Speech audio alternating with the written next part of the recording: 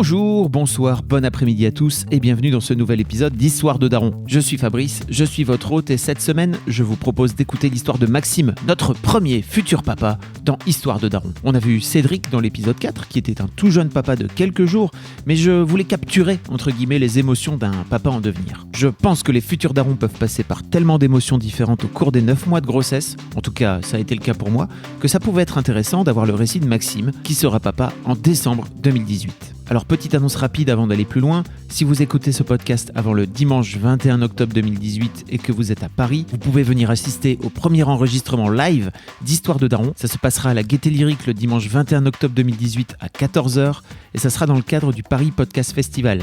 Je vous mets le lien dans la description de l'épisode. Si vous l'écoutez après, ne vous inquiétez pas, normalement vous devriez pouvoir trouver le replay dans un des épisodes suivants. Si vous aimez Histoire de Daron, abonnez-vous au podcast sur vos applis de podcast préférés, Apple Podcast sur iPhone, Podcast Addict ou Google Podcast sur Android, mais aussi vous pourrez retrouver Histoire de Daron sur Deezer, Spotify, SoundCloud et même sur YouTube. Je vous mets tous les liens dans les notes du podcast. Si le concept vous plaît, vous en parlez autour de vous s'il vous plaît, vous pouvez partager sur vos réseaux sociaux. Le bouche à oreille, c'est encore le meilleur moyen de faire connaître ce programme. Mais bon, j'ai assez parlé, encore une fois, je vous laisse en compagnie de Maxime. Et on est avec Maxime. Bonsoir. Bonsoir, si tu veux. Il est 11h, mais comme tu le souhaites. Exactement. Ça va nous permettre de rentrer direct dans le sujet. Le mec est complètement déphasé. Pourquoi ? Parce qu'on a, pour la première fois dans l'histoire de Daron, un vrai futur papa. Ouais, Le mec, il va... fin décembre. Oh my god. Ouais. Ouais, le flip total, intégral. Maxime, est-ce que tu peux te présenter un peu ? J'ai 27 ans et ça a son importance parce que en plus d'être un futur papa, je suis un jeune papa et je suis entrepreneur dans la presse. Voilà, j'ai monté un média qui s'appelle 8e étage il y a 4 ans. Et là, je suis en train de monter un autre projet vidéo qui verra le jour bientôt sur YouTube. Donc, si ça vous intéresse, voilà. Bref, on mettra des liens. Le mec monte plein de projets en même temps. Il monte à la fois un enfant ainsi qu'un projet. Ouais, et l'enfant me fait vachement plus flipper que tout le reste. Mais, ouais. Alors, je vais commencer à faire mon vieux con et mon daron, si tu veux, mais vraiment, donc j'ai monté Mademoiselle il y a 13 ans maintenant, et donc aujourd'hui, il y a 25 salariés, enfin, c'est devenu une vraie entreprise, entre guillemets. C'est mon rêve. Voilà. Je ne sais pas si...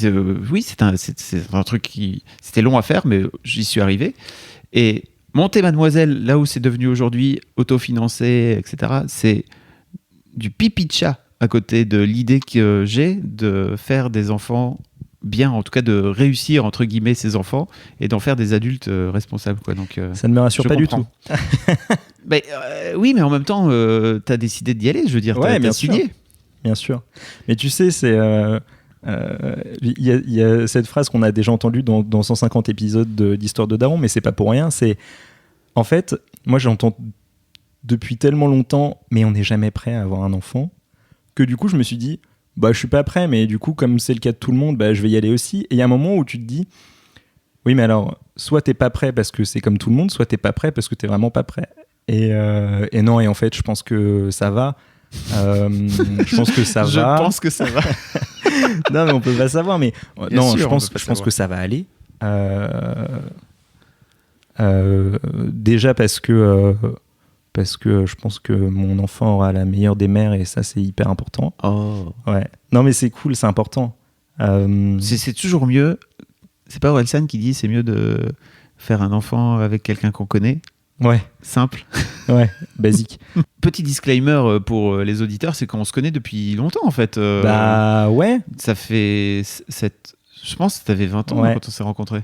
Ouais, alors la première fois on s'est même pas rencontrés, oui. On a fait une interview Skype parce que je voulais rejoindre le projet masculin de Mademoiselle. C'était il y a fort longtemps. Moi j'étais en stage à Mulhouse aux dernières nouvelles d'Alsace à l'époque, donc je faisais plutôt de la fête à la saucisse en termes de production journalistique à l'époque. Et je me souviens que ça avait été un entretien hyper stressant. J'avais écrit un truc qui était totalement nul à chier que je t'avais envoyé. Et cet entretien avait été très très très flippant. Et comme c'était nul à chier, j'avais décidé de te recontacter parce que c'est normal. Et d'arrêter le projet du coup. Mais pas tout. C'est sûr que c'était en rapport avec toi. Bien sûr, tout c'est en rapport avec. Je suis le nombril du monde. Tout ça pour dire qu'on se connaît depuis un petit moment et tu m'as envoyé un petit message il y a quelques mois pour me dire « Je vais être papa !» Ouais, t'es parmi les premiers à qui je l'ai dit. Ah, trop bien, merci. Ouais. Avant tes parents? Ouais. C'est pas vrai. Avant la mère de l'enfant. Ouais, non, je sais pas. Moi, j'ai trouvé génial que tu crées Histoire de Daron. J'en avais jamais écouté avant d'apprendre que j'allais être père. En fait, il y a plusieurs choses. Déjà, ma copine qui s'appelle Lisa, je vais dire Lisa parce que ce sera plus simple, a fait une fausse couche en fait avant que ça fonctionne. Okay. Et du coup, ça a conditionné plein de choses. Alors Maxime, quand est-ce que vous avez décidé d'avoir un enfant, Lisa et toi? Bah écoute, ne fais pas ça. Non, mais en gros, parce qu'il faut que je réponde à ça pour commencer à t'expliquer le cheminement. Mais si t'arrêtes de piquer mes questions, laisse-moi ma place, monsieur. Pardon. En fait, Lisa a 11 ans de plus que moi. Elle a 38 ans. Et quand on s'est rencontrés, elle en avait 35. Et en fait, très rapidement, elle a fait ce que j'estime être une connerie, mais qu'en fait, si ça a continué entre nous, c'est que ça devait. Mais ça faisait très peu de temps qu'on était ensemble. Et elle m'a dit un soir... En fait, tu veux qu'il se passe quoi entre nous? Parce que moi, je te préviens, j'ai 35 ans, j'ai plus énormément de temps avant moi et j'ai plus de temps à perdre pour faire des enfants. Donc, si jamais... tu veux juste batifoler. Ouais, tu veux juste batifoler, c'est pas la peine, vaut mieux qu'on s'arrête tout de suite. Voilà, donc... Pourquoi t'estimes que c'est une connerie? Parce que j'estime que c'est pas forcément un truc à dire quand ça fait 2 mois que t'es avec quelqu'un, qu'en plus, il y avait la différence d'âge qui faisait qu'on savait pas trop. Elle a mis énormément de temps à venir vers moi parce que elle était souvent sortie avec des hommes qui étaient plus âgés qu'elle. Moi, c'est hyper drôle, mais en fait, moi, alors attends, on va commencer à rentrer dans une séance psychologique. Allonge-toi si tu veux. Je vais m'allonger sur le canapé. Non, mais moi, j'ai toujours été en surpoids toute ma vie. En fait, à l'âge de 24 ans, j'ai atteint 98 kilos. Et donc je me suis dit soit je vais taper la barre des 100, soit j'essaye de me mettre un peu à mais t'es grand, enfin je fais 1m77 quoi, c'est pas 1m78, c'est pas incroyable non plus. Okay.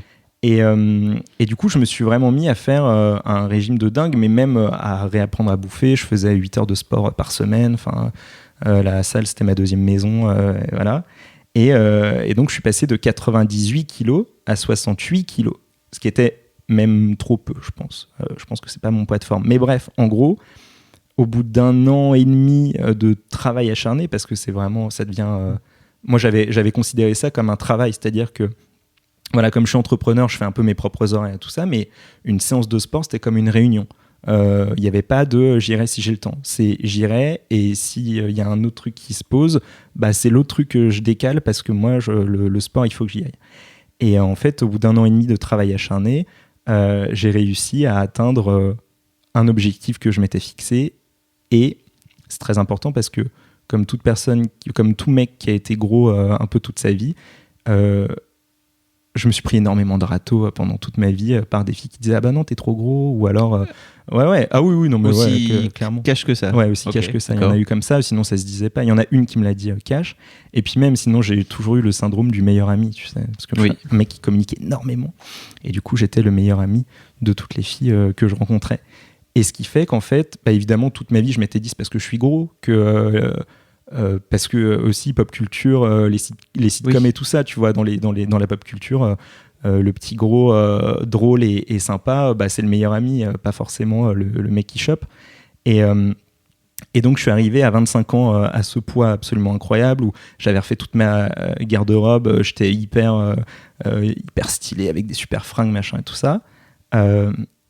J'ai rencontré Lisa à l'anniversaire d'un pote, alors qu'à l'époque j'étais vraiment à me dire en fait j'ai jamais chopé comme tous les mecs, j'ai jamais eu 1000 relations. Et ça y est, maintenant, ça va commencer, c'est cool. Je pense que j'ai besoin de ça aussi avant de me caser, pardon. Et j'ai rencontré Lisa. Et en fait, je me suis dit, c'est la fin de la route. Voilà, c'est fini. En fait, c'est la bonne. Et ouais, ça c'est juste, je me suis dit, on m'avait toujours dit, tu rencontreras la bonne quand tu t'y attendras pas. Et je m'étais toujours dit, en fait, moi, je suis tellement en recherche de relations. J'étais un peu le Ted Mosby de mes potes à me dire, je vais rencontrer. Voilà, à chaque fois, je me disais, allez, je cherche plus. Le karma, je cherche plus. Donc, tu peux me présenter quelqu'un. Alors qu'en fait, je continuais de chercher tout le temps. J'arrivais pas. Et du coup, je me disais, moi, ça m'arrivera pas. Et en fait, ça s'est produit, mais pas comme je l'attendais. C'est-à-dire que je continuais à chercher des relations, mais je cherchais absolument pas un truc sur le long terme. J'ai rencontré Lisa. Et donc, ouais, ça s'est fait un peu difficilement parce que elle était à Paris et moi à Lyon. Elle avait 11 ans de plus que moi. C'était pas du tout ce que je recherchais. Elle était sortie qu'avec des mecs plus vieux.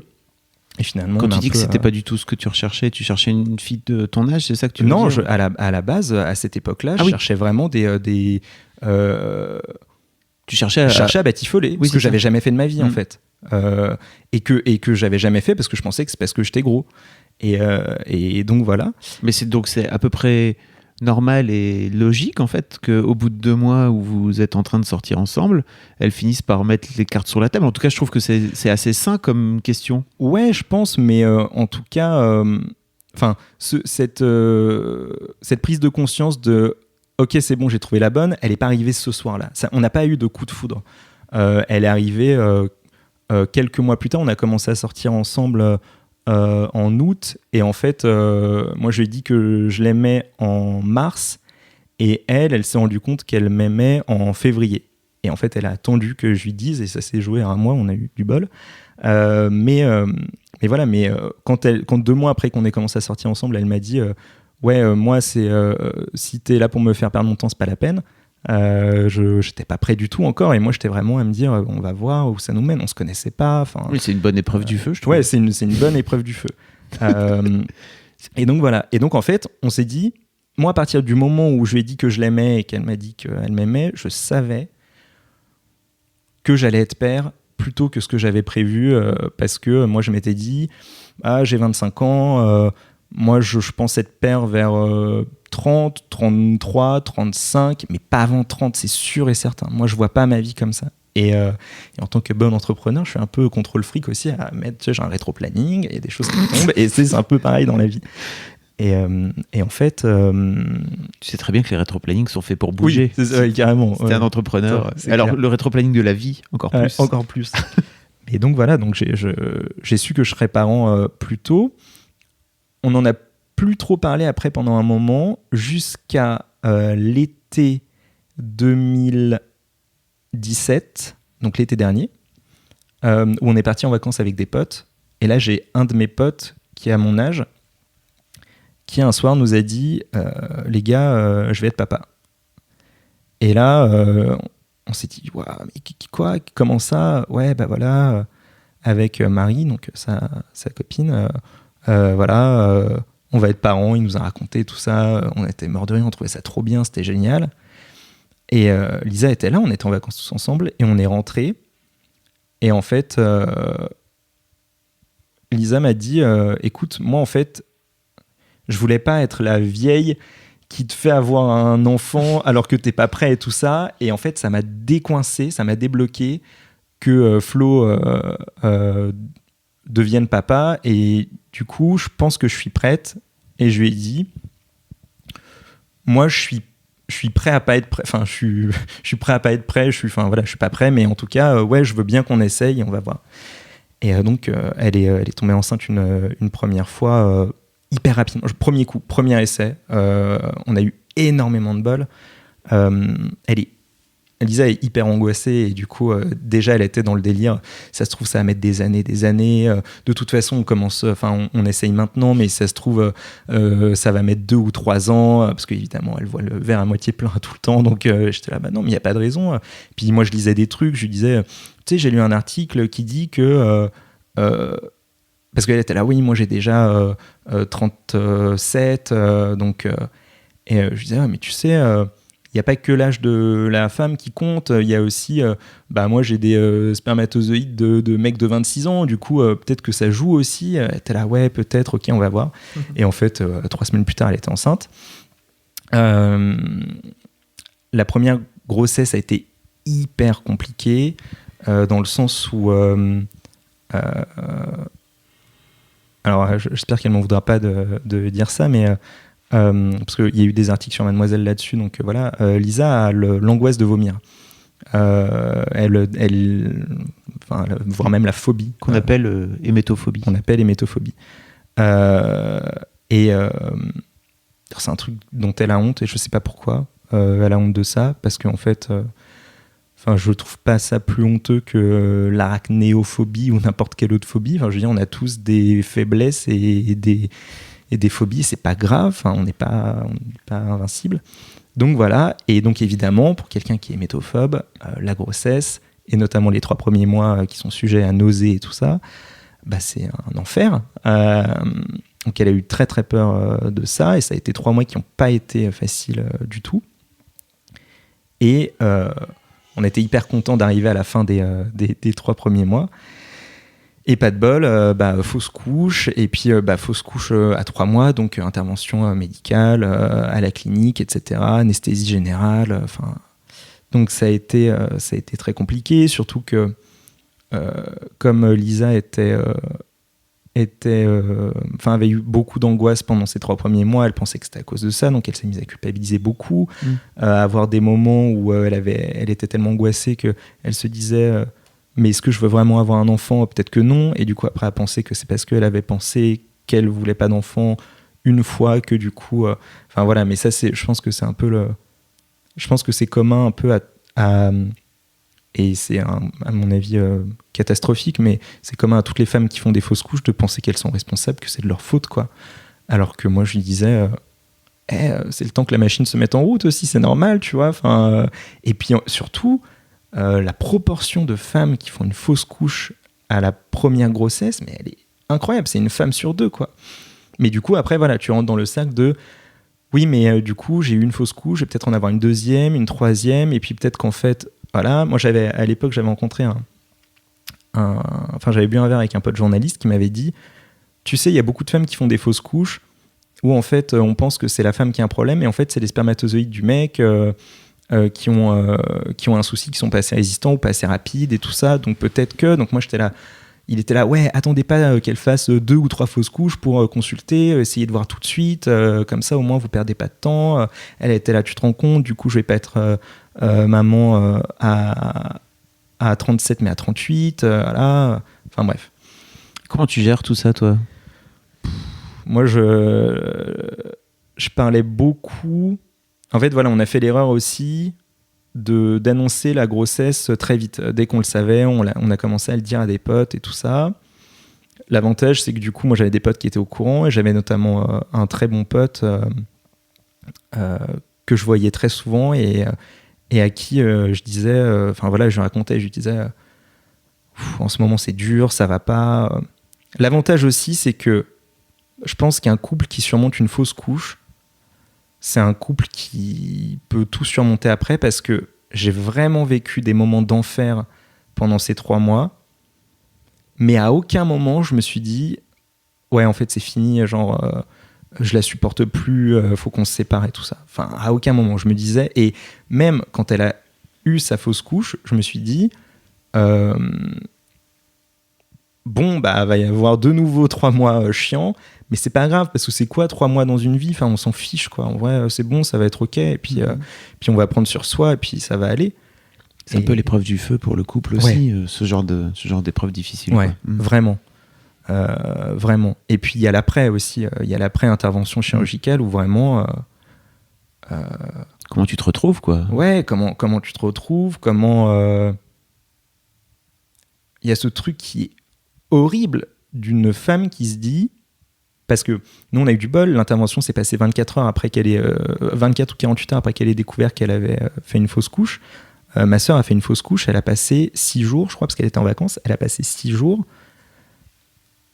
en sachant... Parce que les femmes enceintes tout après disent en fait je savais que j'avais fait une fausse couche. À ce moment-là précis, j'ai su. Lisa, ça a été dans la nuit de samedi à dimanche. Le dimanche, elle est allée aux toilettes et il y a un petit truc qui est tombé et on s'est dit c'est bizarre. Et ma sœur, c'était elle partait en voiture pour aller chez mon frère et genre sur le chemin, en conduisant, elle pleurait et elle parlait à son bébé en lui disant tiens le coup. Ouh. Tu vois, c'est un truc qui est bien vénère. Ma sœur, elle a passé 5 jours avec le petit bébé qui est plus en vie à l'intérieur avant d'avoir une intervention. Lisa, elle a eu du bol, elle a passé que 2 jours, quoi. Mais après, voilà, tu passes un bon moment à dire bon, bah voilà, j'avais un bébé mort à l'intérieur, tu vois. Oh. Bon, voilà. Ouais. On va peut-être essayer de passer sur un truc un peu plus gai après, mais voilà, ça fait partie du truc aussi. J'allais dire. Ça fait partie des mauvais moments. Mais donc voilà, donc Lisa a attendu janvier, février en disant voilà, comme ça on laisse passer 1 ou 2 cycles histoire que tout se répare un peu à l'intérieur. En mars, moi j'ai pas mal voyagé, j'étais pas mal à l'étranger et du coup Lisa est un peu vénère à me dire ouais tu fais chier, du coup tu seras pas là quand j'ovulerai machin. J'étais désolé. Et puis non, et puis finalement non, on a réussi à passer un peu de temps ensemble et pareil on a essayé une fois et ça retombait direct. Donc non mais Lisa est hyper fertile, enfin elle est tombée enceinte à 25 ans sous contraception, accident de capote mais sous pilule. Donc voilà, elle est de ce côté-là, il n'y a pas de souci, on a de la chance pour ça. Et donc voilà, donc ça fait maintenant 6 mois, elle entre dans le 6e mois de grossesse. Alors c'est fou. Alors je savais pas. En fait, quand tu m'as contacté, tu m'as pas raconté cette histoire de fausse couche. Ben non, parce que tu veux pas qu'on te raconte des trucs avant. C'est vrai. Mais comment ça se passe quand ça revient? J'imagine qu'il y a aussi une forme d'appréhension.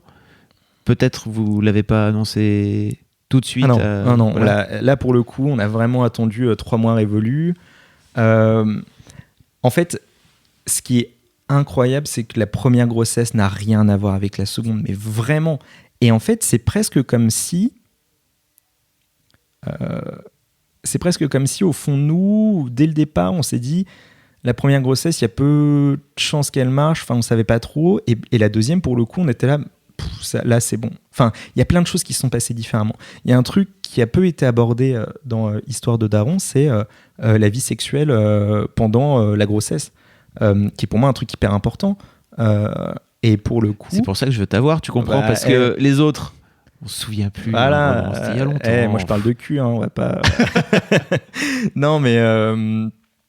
par exemple, pendant la première grossesse, moi, j'avais énormément de mal à avoir envie de faire l'amour parce que fameux truc. Ouais, le fameux truc du il y a un bébé à l'intérieur, mec, tu fais pas ça, il y a pas de... Et genre t'as beau avoir les trucs, tu lis les trucs de Est-ce qu'on peut rétablir la vérité? Ouais. Tu n'as pas un sexe si énorme que alors, ça, Maxime. Ça, on en parlera dans un boys club avec Mimi quand on parlera de mon rapport à ma tub. Mais ce que je veux dire, c'est que avant de pouvoir toucher l'enfant qui se trouve en plus, enfin le fœtus qui se trouve en plus. Ouais, et puis qui pendant les 3 premiers mois fait genre la taille d'une cacahuète. Voilà. Donc, se trouve dans l'utérus, qui est protégé par le. Non, vraiment, calmez-vous. Ouais, non. Alors après, c'est une peur très banale, commune, je pense, c'est très compréhensible en plus. Ouais. Je pense pas être un cinglé fini en ayant peur de ça. Je l'ai aussi, t'inquiète. Mais voilà, tu vois, il y a le truc de tu te dis. T'as peur d'être dans un truc malsain, même si tu lis partout que bah non, c'est ok, tu vois, détends-toi. Et ce qui est très étrange, c'est que pas du tout la deuxième fois. La deuxième fois, vraiment, ça m'a posé aucun souci. Et je me disais, ça me pose pas de souci au début parce que le ventre est pas encore visible, donc voilà. Et même après, quand le ventre était visible, parce que attention, petit spoiler, mais à tous ceux que ça intéresse. Oui, le ventre devient visible, mais les seins triplent de volume aussi. Donc, l'un dans l'autre, c'est intéressant. Il faut prendre le bon. Voilà, c'est ça. Et t'es pas encore au point où... Vas-y. Est-ce que je te spoil ou pas? Vas-y, spoil-moi. Moi, le truc qui m'a vraiment fait le plus bizarre, c'est quand, vers vraiment la fin de la grossesse, Le bébé bouge. le bébé bouge, et non seulement le bébé bouge, mais en plus, donc, tu as vraiment cette sensation parfois de faire l'amour à trois. C'est vraiment très étrange parce que tu sens le bébé contre toi à un moment donné. Et surtout, quand ta femme a un orgasme, et ça, c'est un truc qu'une gynéco nous a expliqué, c'est que ça délivre de l'endorphine. Et en fait, le bébé kiffe aussi. Voilà, il est en plein, mais c'est même pas kiffe aussi, c'est-à-dire que lui, il est en source directe. Ouais. Donc il prend tout, et en fait, c'est la fête du slip, quoi. Vraiment, au taquet. Est-ce que ça influe après sur. Genre, tu sais, il y a des trucs qu'on dit parfois. Ah non, mais lui, il est hyper sociable, ou elle est hyper sociable, elle a été à la crèche, tu vois. Et genre, il y a peut-être un truc de... Non, mais lui, il est hyper cool et souriant. Ouais, lui, il a vécu plein d'orgasmes pendant qu'il était Alors, dans le ventre. Je ne sais pas s'il y a eu des études sur le truc, tu sais, le suivi de... Ok, en fait, vous faites en sorte de baiser les futurs parents autant, et puis on va voir le trajet après de l'être humain dans sa vie. Je ne pense pas que ça influence quoi que ce soit. Non, mais par contre, c'est vrai que... Enfin, c'est de notoriété publique qu'il faut faire l'amour enceinte et que c'est bon et que c'est positif, tu vois. Bon, en fait, je sais pas s'il faut, c'est-à-dire cette injonction-là. Non, mais c'est bon. Enfin, non, faut pas le faire, mais c'est positif et ça fait de mal à personne, au contraire.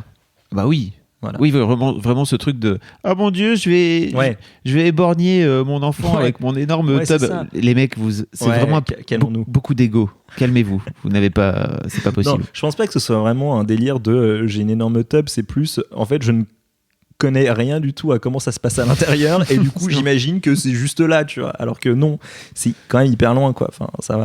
Tu me raconteras pour la fin de la grossesse. Tu verras. C'est nouveau. Ouais. Vraiment, c'est un truc où tu fais « Tiens... Que se passe-t-il ? C'est vraiment très étrange. Si vous aussi, vous avez vécu ce moment bizarre, dites-nous dans un commentaire en disant bien sûr. Ok, c'était chelou, je m'en souviens très bien. Voire même, je suis en train de le vivre, pourquoi pas. Donc en fait, là, vous en êtes au 6e mois, c'est ça. Comment ça s'est passé ? Est-ce que le fameux truc de la première écho, faut que tu m'en parles. Vraiment, moi, je me souviens plus. Ouais. Alors, non, mais tu sais qu'en plus, la première écho...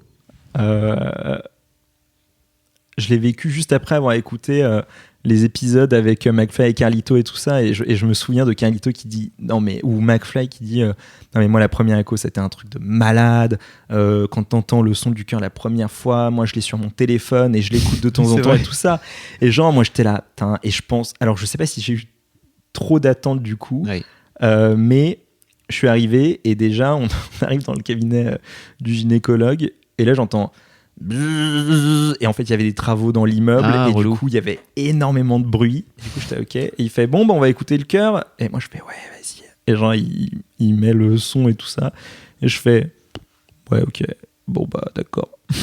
Genre ça ne m'a rien fait du tout. C'est pas grave. Et après j'ai passé 2 jours à me dire est-ce que je suis normal, putain mais j'ai pas de cœur en fait, et tu vois, et en fait non, je me suis un père indigne. C'est ça, ouais. Je l'aime déjà pas. Non, mais non, j'ai tout le temps de pas l'aimer plus tard. Oui, t'as tout le temps de pas l'aimer plus tard, et surtout, ça ne détermine rien. C'est-à-dire que c'est un truc. Alors effectivement, peut-être que Histoire de Daron spoil certains trucs que moi, par exemple, j'ai découvert par la force des choses. Moi, ce qui m'avait marqué, c'était surtout la vitesse du cœur.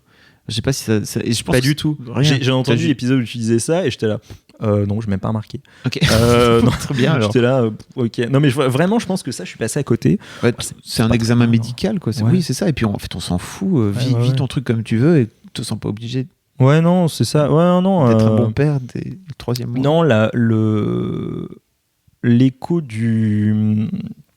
pour le sexe est un peu plus marqué. Déjà parce que là c'était une écho chez un radiologue et en plus on était dans une ambiance hyper détente. Le mec dit ouais donc la grossesse c'est quoi, c'est au 28 mars et je fais bah moi je m'en souviens pas. Élisée qui lui dit ah non mais il était pas là et tout ça, et le mec qui genre savait pas sur quel pied on était à what. Nous on était morts de rire donc c'était bien drôle. Excellente vanne. Excellente vanne. Foutre le père mal à l'aise. C'est ça. Et non, et Et pour le coup, c'est plus impressionnant parce que c'est la seule écho où tu le vois vraiment en entier. Et puis nous, on pariait à mort sur le sexe. Ce qui est très drôle, c'est que... Vous avez fait un pari chacun de vos... En fait, on était tous les deux persuadés qu'elle attendait un garçon. Surtout elle, moi c'était du 50-50 parce qu'en fait, je peux pas savoir. Moi, je pense que les femmes enceintes ressentent... Enfin voilà, Lisa, dès la première semaine, elle a dit « je suis sûre que c'est un garçon ». Donc après, bon, il y a 50% de chance. Hein. C'est quand même un des paris les plus faciles du monde à gagner. C'est pas comme quoi. si c'était un Pokémon. Quoi. C'est ça. Mais non, et par contre, et là, on va arriver sur une partie intéressante, c'est que... Le mec... Ouais. Le mec autotise son récit. Arrête. Si vous avez loupé jusque-là, par contre, là, faut écouter. Non. Donc, en fait, le radiologue, à ce moment-là, nous dit « Bon, je peux pas encore vous dire si c'est un garçon ou c'est une fille, mais il y a plus de chances que ce soit un garçon, parce qu'en gros, il y a le bourgeon indifférencié. Et le truc, souvent, c'est que s'il pointe vers le haut, on estime que il y a plus de chances que ce soit un garçon. Et s'il pointe plutôt vers le bas, il y a plus de chances que ce soit une fille. Moi, pour le coup, je vois l'écho et je me dis... Ouais, les gars, clairement, ça ressemble à une espèce de petit doigt. Je ne vois pas comment ça va pouvoir devenir un clitoris après. Enfin, genre, pour moi, ça va pas devenir une fille, quoi. Et parce que t'es expert. Parce que je suis pas du tout expert, mais je vois le truc et je me dis non, mais c'est un zizi, quoi. Et en fait, quand on a eu du coup on a eu une autre écho après. Avec le gynéco, et il nous a dit bon, vous voulez savoir le sexe? On a dit ouais. Il a dit ok, bon, vous pensez quoi? On a dit garçon. Il fait ouais, c'est bien un garçon et tout ça. Donc là, pour le coup, pas de souci. Et en fait, on rentre à la maison, et genre sur le chemin, Lisa me fait ça va, t'es pas trop déçu que ce soit un garçon? Je fais non, c'est cool. Elle fait ok. Je fais et toi? Elle dit non, c'est top. Franchement, il est en bonne santé, tout va bien pour l'instant. Non, c'est cool. Et le soir, on en reparle un peu, et elle fait ouais. En fait, je suis quand même un peu déçu. Je lui dis bah moi aussi. Et elle me fait et je culpabilise d'être déçu. Et je fais bah moi aussi. Et en fait, on commence à discuter du coup là-dessus, parce qu'on discute beaucoup. Et en fait, il y a plein de raisons. Bon, Lisa, elle a peur. Alors, si mon fils écoute ça dans 10 ans, on t'aime énormément. Il n'y a pas de souci. Ça ne change rien. Non, c'est juste que, en fait, il y a plein de raisons à ça. Lisa, en tant que femme, sait comment grandit une fille, et du coup se disait, je serais plus à l'aise pour élever une fille parce que je sais comment ça fonctionne et tout ça. D'un autre côté, elle se dit, mon fils sera amoureux de sa mère, c'est hyper cool. Donc voilà. Et moi, c'était un truc un peu plus complexe de me dire, je me considère comme féministe, je lis Mademoiselle depuis pratiquement le début, j'ai lu énormément de choses sur Mademoiselle et plein d'articles, et j'ai eu des idées préconçues qui ont été déconstruites grâce à des articles de Mademoiselle et des témoignages. Oh là là. Ce qui veut dire que aujourd'hui, je serais hyper fier d'avoir une fille, comme toi, tu as été hyper fier d'avoir des filles, pour les aider à grandir dans un monde qui est encore comment dire, difficile pour elle, mais qui est en train de changer, en tout cas plus qu'il y a 40 ou 50 ans, et pouvoir les aider à les faire grandir, enfin à pouvoir aider ma fille à la faire grandir en lui disant, il n'y a pas de profession qui te sont interdites, tu peux faire tout ce que tu veux, t'as envie de faire du basket, de la boxe, du foot, vas-y, t'as envie de jouer avec des camions de pompiers et tout ça, vas-y, y a rien ne t'est interdit, et je vais t'aider à te donner les armes pour combattre les mecs qui seront misogynes et qui te diront c'est normal que tu gagnes moins, ou enfin voilà. Et j'étais hyper fier de ça, et surtout parce qu'en fait ça me rassurait plus parce que j'ai plein d'outils que j'ai accumulés au fil des années pour justement aider ma fille à se construire comme ça. T'avais envie de transmettre ça. Voilà. Et je pense que tu ne démentiras pas ça. La déconstruction de la masculinité, on en est quand même un peu au balbutiement. Et du coup, il n'y a pas encore grand-chose. Voilà, Mimi le dit elle-même dans son podcast The Boys Club. Pour ceux qui n'écoutent que Histoire de Daron, écoutez The Boys Club, c'est trop bien. C'est vrai. Vous trouverez les liens dans les liens du podcast.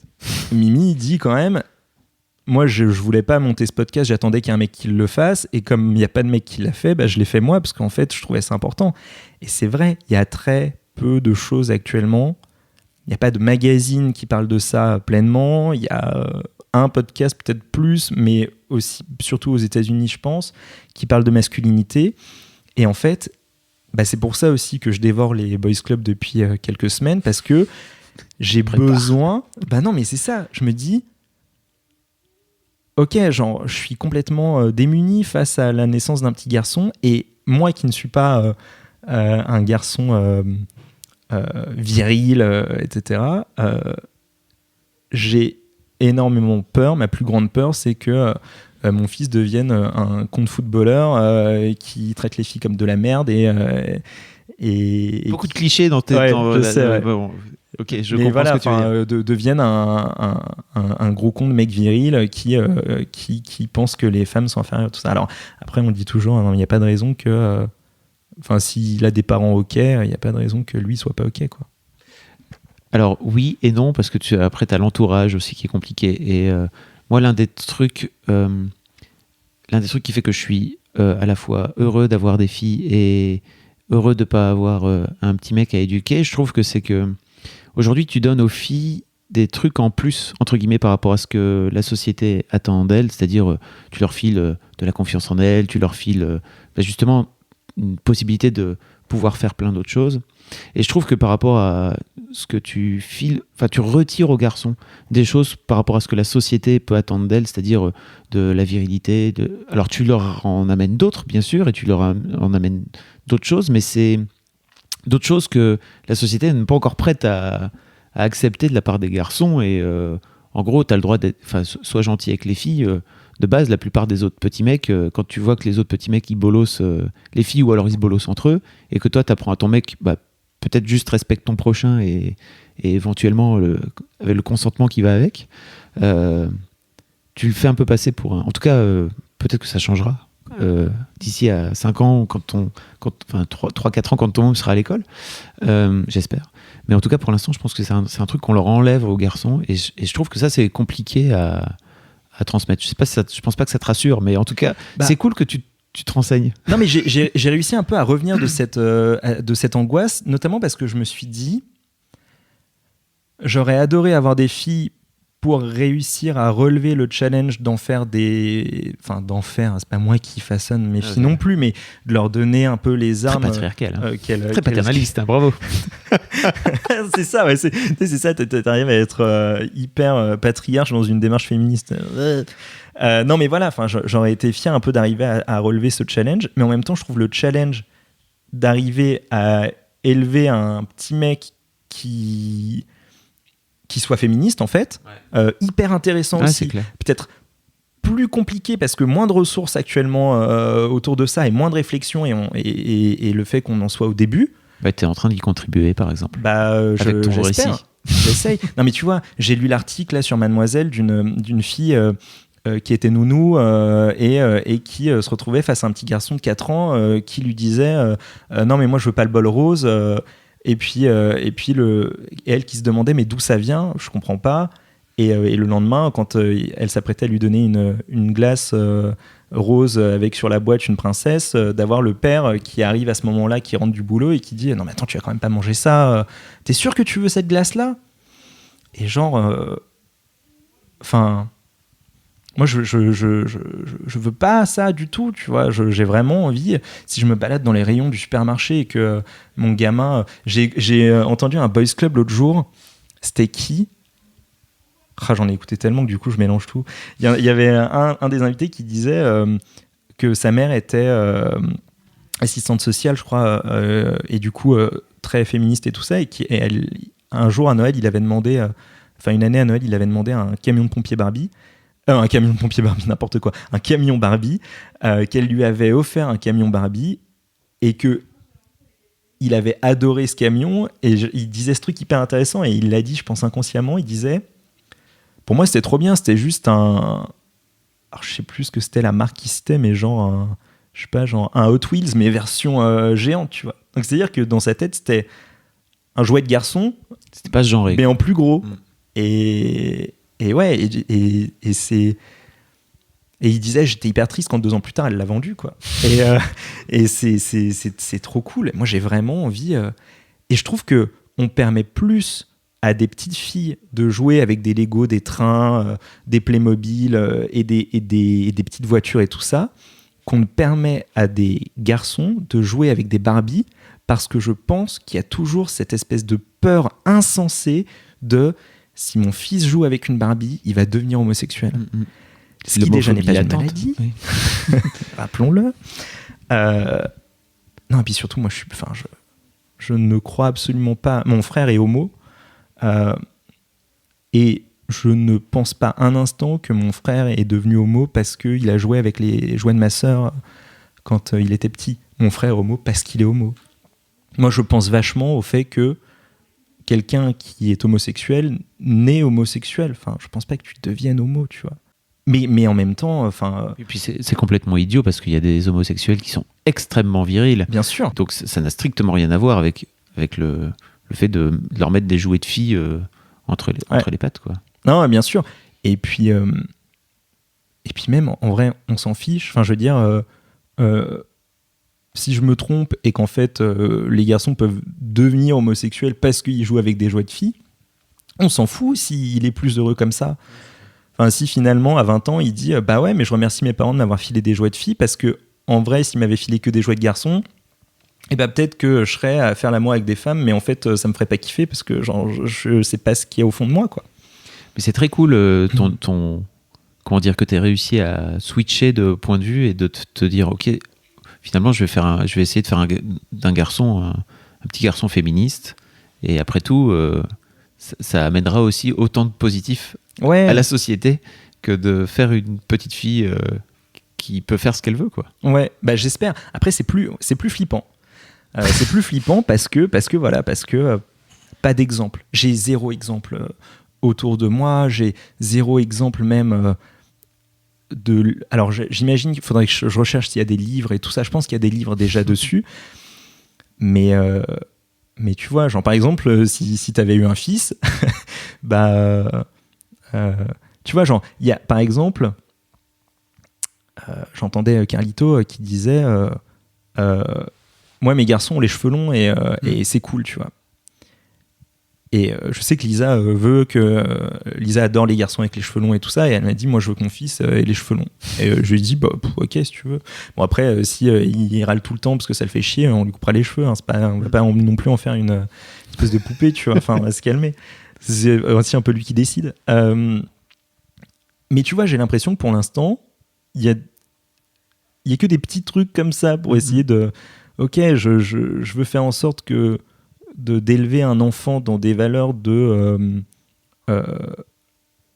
les garçons peuvent aussi avoir des cheveux longs et il n'y a pas que les filles qui ont des cheveux longs et les filles peuvent avoir des cheveux courts et c'est ok et tout ça, mais c'est des petits trucs, tu vois, genre il n'y a pas encore de trucs En fait je pense que peut-être tu te prends trop la tête. Alors je comprends l'idée d'aller chercher, d'aller piocher. D'ailleurs ça peut être une vraie histoire, c'est-à-dire que si vous êtes un garçon et que vous avez la sensation que votre daron vous a élevé avec des valeurs féministes et égalitaires, envoyez-moi un mail à histoire et Canès, daron et Canès. En tout cas, demandez à votre père de m'envoyer un mail, ce serait avec grand plaisir que je le recevrai. Mais c'est vrai qu'il y a peu d'histoires pour l'instant. Peut-être que la meilleure façon de faire, c'est juste simplement d'élever ton môme comme un être humain. Ouais, non mais c'est ça, mais bien sûr, mais je pense comme un individu à part entière et juste de se mettre une espèce de discipline pour essayer de tu sais, quand tu parles à ton môme, t'écouter parler et analyser un peu, de dire je suis pas tombé dans un putain de cliché de merde là à ce moment-là, enfin voilà, essayer de si à un moment je dis voilà, et pareil avec la mère, je pense que c'est un travail à faire vraiment avec la mère de dire sérieusement, s'il y a des moments où je balance des insanités que je reproduis parce que j'ai été élevé dans ce schéma-là, etc., dis-le moi, que ça se produise une fois et pas 2, quoi. Au final, tu as plutôt peur de tes propres préjugés qui sont peut-être, ou je ne sais pas d'ailleurs, intégrés. Ouais, conditionnés par la société dans laquelle j'ai grandi, etc. Enfin, Enfin, il y a. Puis après, tu vas faire des conneries. Non, mais bien sûr. Mais et c'est pas grave. J'espère. Et on est tous la somme des conneries de nos parents. Ouais, j'espère. J'espère. Mais ça va. Après, moi, j'ai eu du bol. J'ai pas été élevé dans un schéma masculiniste. Moi, j'ai un père. Alors, pour faire la petite histoire très rapidement, en gros, j'ai été élevé principalement par ma mère jusqu'à mes 12 ans. Enfin 11 ans et quelques. Et quand j'avais 11 ans, ma maman est décédée d'un cancer. Et mon père, qui n'était pas du tout présent jusqu'à cet âge-là, qui était plutôt qui rentrait tard du boulot et avec qui on chahutait un peu et qui était là pour nous engueuler quand on faisait des conneries et nous mettre une fessée quand on allait trop loin, lui a été extrêmement bouleversé par la mort de la femme de sa vie, parce que mes parents ne s'engueulaient jamais et étaient vraiment fous amoureux l'un de l'autre. Et en fait, j'ai eu deux pères. J'ai eu un père justement un peu dans un schéma traditionnel, un peu viril, je rapporte l'argent à la maison, machin et tout ça, jusqu'à mes 11 ans. Et à mes 11 ans, j'ai eu un père qui est devenu la somme d'un père et d'une mère, et avec qui j'ai commencé à discuter de tout, qui lui a vachement ouvert son cœur, qui s'est rendu compte que justement par excès de virilité, il n'avait jamais dit à ma mère qu'il l'aimait. Tu connais ce truc, tu sais, genre, c'est un truc vraiment de l'ancienne génération, c'est les garçons disent pas qu'ils aiment. Ils expriment tout simplement pas leurs sentiments. Ils expriment pas leurs sentiments. Mais moi, c'est pas la première. Mon père est pas le premier que j'ai entendu dire un homme, tu vois, qui dit non mais moi, tu sais que je t'aime, mais je te le dirai pas. Enfin, je dis pas je t'aime. Je dis moi aussi quand la femme dit je t'aime, mais si elle me dit mais dis-le moi, je dis non, je le dis pas. Et mon père était hyper attristé. Et c'est vraiment un truc qui m'a marqué dans mon enfance, tu vois. Mon père qui me dit j'ai jamais dit à ta mère que je l'aimais, et donc je te dis je t'aime, j'aime ton frère, j'aime ta sœur, et je vous le répéterai parce que c'est une des erreurs que j'ai fait dans ma vie, tu vois. Et du coup après j'ai eu un père qui m'a élevé en étant la somme un peu des deux parents, qui s'est vraiment ouvert de ouf, qui parlait machin. Et maintenant, j'espère qu'il n'écoutera pas ce podcast, parce que sinon il va être un peu saoulé que je dise ça, mais en fait il a un peu fait ça. C'est drôle, mon père a un peu déconstruit tout ça, et là maintenant il est un peu dans une période où il a un peu 20 ans, enfin genre, quand je parle de ses relations amoureuses avec lui, j'ai l'impression d'être face à moi quand j'avais 20 ans et que je savais pas encore bien comment fonctionnait l'amour, tu sais. C'est un peu une espèce de truc chelou. 6 mois ? Ouais. C'est la dernière ligne droite. Ouais. Comment ça se passe ? Comment tu l'appréhendes ? Là ça va, là on attend. T'as lu des trucs ou pas ? Pardon, excuse-moi, je te coupe, mais... Non, en fait, on a un gros bouquin qui s'appelle J'élève mon enfant, qui est visiblement un truc, un classique, qui, j'ai l'impression, alors, je vais pas faire le mec prétentieux, hein, mais je pense que quand t'as un peu de bon sens, il y a quand même beaucoup de choses que tu lis en disant oui, bah ouais, enfin, tu vois, genre... Oui, alors vous savez, un enfant, ça s'élève à 2, écoutez la maman. Oui, bah oui, merci. Enfin, mais je pense que pour beaucoup, oui. Pour beaucoup, c'est très... l'enfant, c'est la maman, puis voilà, quoi. Et d'ailleurs, enfin, Lisa le voit très bien, elle est sur des forums, tu sais, de femmes enceintes, et il y a vraiment des trucs... Genre, hier soir, elle me lisait un commentaire d'une meuf qui disait... j'ai demandé, là normalement mon congé mat commence dans 2 semaines, mais là j'ai demandé à la gynéco de m'arrêter parce que entre le boulot, la cuisine, le ménage, les lessives et l'entretien de la maison et tout ça, et les démarches administratives et tout ça, j'en peux plus. Et j'étais là, sinon elle peut peut-être un peu demander au père qu'il s'occupe du ménage, de la lessive, des démarches administratives, de l'entretien de la maison, non ? Parce qu'elle est quand même en train de fabriquer un humain, donc peut-être que lui, qui ne fait rien actuellement, il peut peut-être un peu participer. Donc oui, je pense que, voilà, comme c'est pas évident pour tout le monde, ce bouquin est important. Non, là, actuellement, on est très attentif à est-ce que le nombril va popper ou pas. Voilà, c'est le truc qui nous obsède en ce moment. On parle énormément du nombril qui va popper ou pas. Pour l'instant, il est là. Au secours, laissez-moi sortir. Et on pense qu'il va popper. On a parié là-dessus. T'appréhendes pas plus que ça la fin de l'accouchement ? Non, ça va. Ouais. Tu sais, j'ai posé cette question hyper conne qui a énormément fait rire ce jeune homme sage-femme qui est venu dans le podcast. Oui. J'avais demandé s'il fallait aller du mauvais côté, entre guillemets. Oui, c'était toi qui avais posé cette question. J'avais été hyper vexé parce qu'il avait dit ouais, je sais pas si c'est un délire masculiniste ou quoi que ce soit. Et genre, j'étais en train de courir en écoutant le podcast et je me suis arrêté, j'étais là. Putain, j'aimerais tellement lui répondre. Qu'est-ce que tu voudrais répondre à ce bon Harold alors? Non, rien, c'est pas du tout un délire masculiniste. J'ai pas envie de voir comment ça se passe plus que ça. C'est pas de la curiosité déplacée, tout ça. C'est juste que tu te retrouves dans un moment qui est où t'es tellement impuissant qu'en fait, t'as juste envie de faire le maximum pour aider. Et même si tu doutes que ça va pas aider la mère et ça va pas aider l'équipe médicale, que t'ailles de l'autre côté, tu te dis... J'en sais rien, c'est un peu comme si... Est-ce que je peux vous tendre une paire de ciseaux? Non mais ouais, tu vois, c'est ça. C'est un peu comme si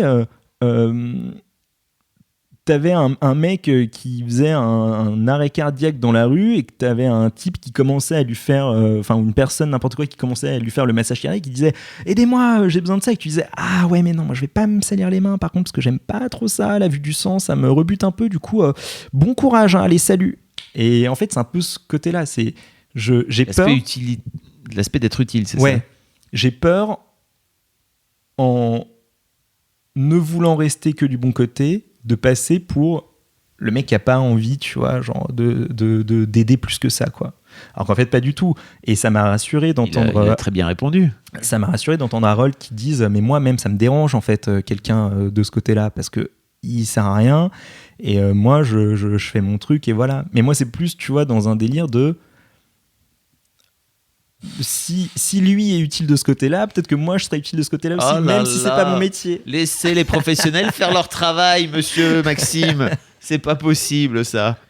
Non mais voilà. Mais non, mais je pense que c'est vraiment le délire d'impuissance, quoi. Alors voilà, j'allais dire en plus, c'est vraiment génial parce que je pense que c'est une très bonne entrée en matière sur l'impuissance que tu vas ressentir d'une manière générale par rapport à parfois des épreuves que tes enfants vont traverser ou que ta femme avec tes enfants vont traverser. Et parfois, tu disais la douleur par procuration et tout ça. Faut laisser, faut let it go, quoi. Tu vois, faut savoir lâcher prise. Non, mais je pense que, et pourtant, je suis pas du tout comme ça habituellement, et je suis plutôt à dire, on verra bien ce qui arrive et tout ça, et puis on va arrêter d'être contrôle fric à mort. Mais là, c'est ton rejeton.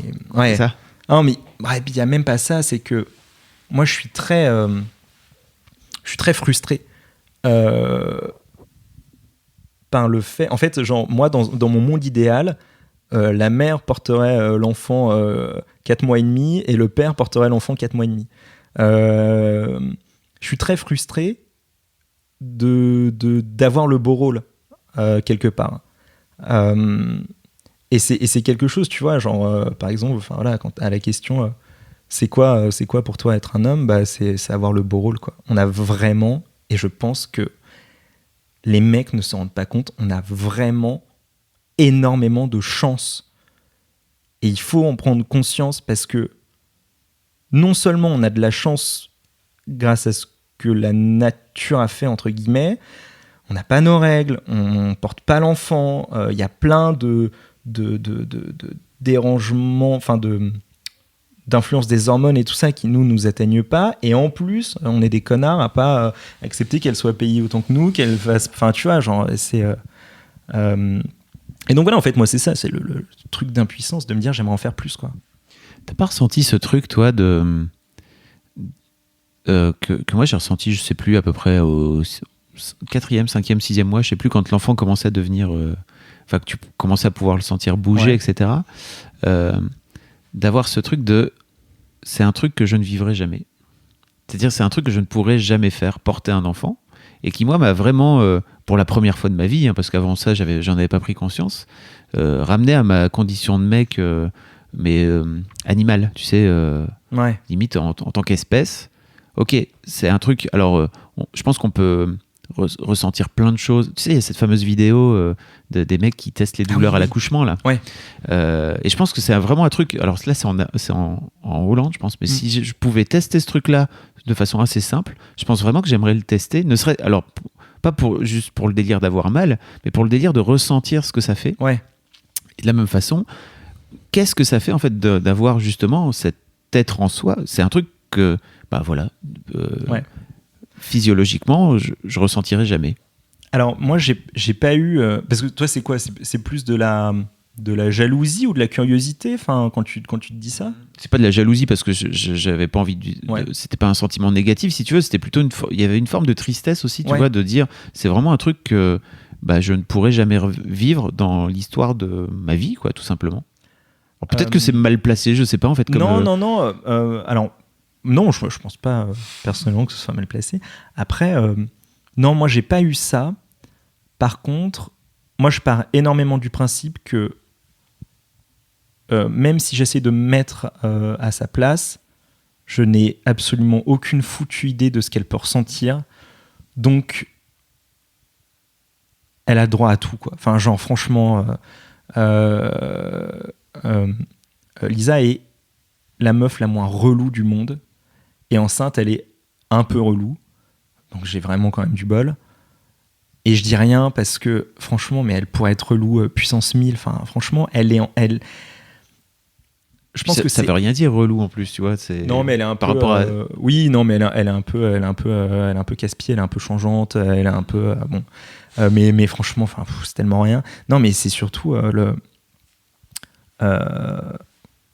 ouais, ce truc de. Elle me parle beaucoup de l'impression d'avoir un corps étranger qui grandit à l'intérieur de toi, qui est. Puis tu sais, il y a plein de trucs. Le fait que tous les organes remontent et que du coup, genre. Quand tu manges et tout ça, c'est plus du tout la même chose. Enfin, on a essayé de discuter, j'ai essayé de mettre des mots là-dessus, de lui dire, mais par exemple, quand tu manges, genre, c'est quoi la sensation et tout ça. Elle me dit, bah, c'est pas une sensation d'étouffement, c'est une sensation de promiscuité, enfin, de promiscuité interne, quoi. Tu te rends compte que c'est un peu tout bloqué, quoi, à l'intérieur. C'est vraiment tout poussé sur les bords et c'est un peu compliqué. Mais ouais, non, moi j'ai pas eu cette sensation là, mais par contre vraiment de me dire à mon avis c'est indéfinissable, quoi, ce qu'elle vit. Enfin, c'est incroyable, c'est fou. Qu'est-ce que tu dirais à ton môme s'il écoute ce podcast dans 10 ans ou dans 15 ans, mettons, parce que 10 ans, c'est peut-être un peu jeune. 15 ans, l'adolescence, ça marche bien, je trouve. Je sais pas, moi j'adorerais... Moi, mon seul et unique but, c'est que si mon gamin, dans 15 ans, écoute ce podcast, il puisse dire... Bah franchement, je suis fier de l'éducation que j'ai eue et c'est cool. C'est mon seul objectif, en fait. Mon seul objectif, c'est... voilà, moi je suis fier de mon éducation. Je pense que mon père m'a inculqué des bonnes valeurs et c'est cool. Il a fait des conneries comme n'importe quel père, mais jamais des trucs qui m'ont conditionné ensuite à avoir des réactions négatives. Et moi, c'est vraiment juste ça. Et non, aussi, je lui dirais aussi que c'est pas parce qu'à la base on voulait plus une petite fille qu'un petit garçon que. Enfin voilà, moi je sais que. Non, mais je sais que ça peut. Moi, par exemple, en fait, mon grand frère a 9 ans de plus que moi, ma grande sœur a 7 ans de plus que moi, et donc, en gros, bah voilà, moi, j'ai 7 et 9 ans d'écart avec mon frère et ma sœur. Et donc, ça m'a jamais posé aucun souci. J'étais là, bon, bah, je suis le petit dernier, c'est comme ça et tout ça. Jusqu'à un jour, un repas de famille, j'ai entendu ma tante dire « Ah bah oui, en plus, Maxime, il n'était pas voulu. » Et là, je me suis dit « What ?» Et j'avais genre 12 ans, et ça m'a trauma de me dire putain, en fait je t'ai pas voulu. Donc j'ai commencé à en discuter avec mon père et tout ça, et mon père m'a dit ouais non, alors c'est pas complètement ça, en fait ce qui s'est passé c'est que avec ta mère on voulait 2 enfants, on a eu 2 enfants, puis après voilà, il s'est passé quelques années, ils ont grandi et tout ça, et un jour ta mère est venue me voir en me disant je veux un 3e enfant. Et je lui ai dit non, franchement non, on en a déjà 2, c'est bien et tout ça. Et elle lui dit non, mais vraiment je veux vraiment un 3e enfant. Et il était là non, il fait un peu de résistance. Et au bout d'un moment, il la voyait tellement malheureuse de pas avoir, enfin ça n'a pas duré une éternité, mais peut-être 1 ou 2 mois, que genre il lui a dit ok, on essaye une fois, si ça marche, c'est que c'est le destin, et si ça marche pas, c'est que ça doit pas se faire. Et ils ont essayé, ça n'a pas marché. Ah ok. Mais non, parce que ça marche jamais ces trucs-là. Et non, ça n'a pas marché. Et en fait, mon père a fait Ouais, bah allez, vas-y, on va réessayer jusqu'à ce que ça marche, parce que de toute façon, maintenant, on est parti, quoi. Et du coup, voilà. Et après. Oui, donc ça n'a strictement rien à voir avec. Non. Maxime n'était pas voulu. Bah non. Mais tu sais, quand t'entends ça la première fois à 12 ans, tu te dis oh. Mais tu vois, il y a des phrases. Et comme ton ça père, il était là autour de la table à ce moment-là ou pas? Ouais, et mais on était. C'était un peu repas familial, on était plein. Et je me suis barré. Moi, j'avais. Ouais, je devais avoir 11-12 ans. Je me suis barré, genre. Je sais pas si j'ai pleuré ou pas, mais je me suis barré de la table. J'étais. Ton père, il s'en est rendu compte sur le moment? Non, sur le moment, non. Ah ouais, putain. On en a parlé plus tard et il m'a expliqué. Mais ouais. Et aujourd'hui. Putain, moi, la tante, je lui éclaterais tellement la gueule, quoi. Ah ouais, non, mais. Ça mérite un coup de tête balayette, quoi. Non, mais mon père s'est vachement bien rattrapé depuis. Mon père m'a dit plusieurs fois. Parce que du coup, il y a une grosse différence dans notre famille, c'est que mon frère et ma sœur ont été élevés presque exclusivement dans le schéma que moi j'ai connu au début de ma vie, c'est-à-dire par ma mère, avec un père qui du coup était là le soir et pour les mauvais moments, quoi. Et du coup, j'ai pas du tout la même relation avec mon père que mon frère et ma sœur ont avec mon père.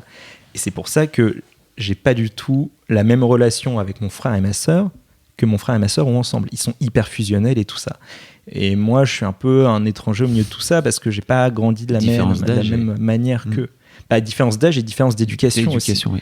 J'ai beaucoup plus d'estime et de respect pour mon père que mon frère et ma sœur. Et voilà. Et du coup, mon père, plusieurs fois, s'est 1000 fois rattrapé en me disant franchement, je pense que la plus belle connerie, enfin le truc le mieux que j'ai fait dans ma vie, c'est d'accepter d'avoir ce troisième enfant, justement parce que voilà, il est.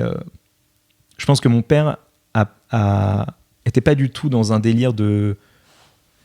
En fait, je pense que mon père a du coup mis en place une espèce de schéma de père moderne, en étant du coup mon père et ma mère en même temps parce qu'il n'avait pas le choix. Alors qu'à la base, lui, il avait dans sa tête un schéma de père classique du patriarcat, d'un mec né en 1952, tu vois. Et du coup, finalement, il a eu une espèce de petite part d'éducation un peu féministe, sans le savoir et sans le vouloir, parce qu'il a été mis au pied du mur, quoi. Et c'est hyper cool, moi je suis hyper content de ça. Et lui est hyper fier aujourd'hui de se dire qu'il a aussi un vrai allié dans la vie qui est moi, qu'on s'appelle tous les jours et tout ça, ce qui n'est pas le cas de mon frère et ma sœur. Waouh. On parle assez peu des pères en général dans Histoire de Daron. C'est plutôt, alors que c'est hyper important. C'est plutôt dans The Boys Club. Mais c'est hyper important. Alors parce que oui, je suis d'accord. L'éducation que tu vas donner, et surtout à un petit garçon, je pense que ça dépend énormément de l'éducation que tu as reçue toi, quoi. Mais c'est assez rare, hein. Je disais, d'une manière générale, on a fait parler les invités du Boys Club de leur rapport à leur père, et c'est inexistant pour la plupart, quoi. Tu vois, c'est juste utilitaire. On s'aime mais on se le dit pas, et en fait, mon père est présent ou pas d'ailleurs parfois, mais il n'y a pas de réel échange émotionnel. Tu vois. C'est pour ça que je suis hyper content, moi. J'ai vraiment. Alors bon, ça s'est fait par la force des choses, et j'aurais quelque part préféré évidemment garder ma mère, mais dans toute tragédie, il y a quelque chose de positif qui se passe. Et je pense que si aujourd'hui je suis l'homme que je suis, c'est aussi parce que mon père a réussi à passer de ce stade de père qui parle pas des émotions, qui est que dans vraiment le mauvais rôle, à un père qui s'est retrouvé à devoir discuter parce qu'il n'y avait plus que lui, quoi. Et non, ouais, c'est hyper important. Merci beaucoup, Maxime. Bah, merci à toi, Fab. Bon courage pour la suite et fin. Merci. Et puis bon courage aussi pour ce qui t'attend après, parce que tu sais que c'est que le début. Ouais. Tu vois, je vais revenir dans 3 ans, j'ai dit, ah putain, mais qu'est-ce que j'ai raconté comme connerie la première fois ? Et pourtant, c'est très authentique et c'est très cool. Merci beaucoup d'avoir partagé ça, parce que je pense que on n'a plus jamais la même vision, ne serait-ce qu'à partir du moment où la naissance arrive, t'as plus du tout le même regard sur tout ce que t'as pu vivre au quotidien pendant la grossesse. Donc, et c'était très cool que tu viennes, parce que on a des sentiments et des émotions fraîches et nouvellement vécues, quoi. Donc merci beaucoup. Merci à toi. À bientôt. Salut. Et voilà, c'est terminé pour cet épisode. J'espère qu'il vous aura plu. Surtout, n'hésitez pas à me dire ce que vous avez pensé de cet épisode. Vous pouvez m'envoyer un message sur ma page Facebook qui s'appelle Histoire de Daron, ou alors sur Instagram, je suis sur FabFlorent, FabFlorent. Et je vous précise que même si vous écoutez en podcast, vous pouvez venir laisser un commentaire sur l'épisode sur YouTube. Ça me fait vraiment toujours plaisir. Je vois qu'il y a de plus en plus de gens qui le précisent. Merci beaucoup, ça me touche vraiment. Je vous mets l'adresse de la chaîne dans les notes. Si vous avez une histoire de daron ou quelque chose qui fait de vous un daron un peu particulier, n'hésitez pas à m'écrire sur histoirededaron@gmail.com, histoire avec un S, daron avec un S. Je ferai en sorte de vous répondre. Je vous donne rendez-vous, moi, chaque premier et troisième lundi de chaque mois pour un nouvel épisode d'Histoire de Daron, ici même, dans ce podcast. Le prochain, vous pouvez le noter, ce sera le lundi 5 novembre 2018. Et d'ici là, je vous souhaite à toutes et à tous une très belle vie.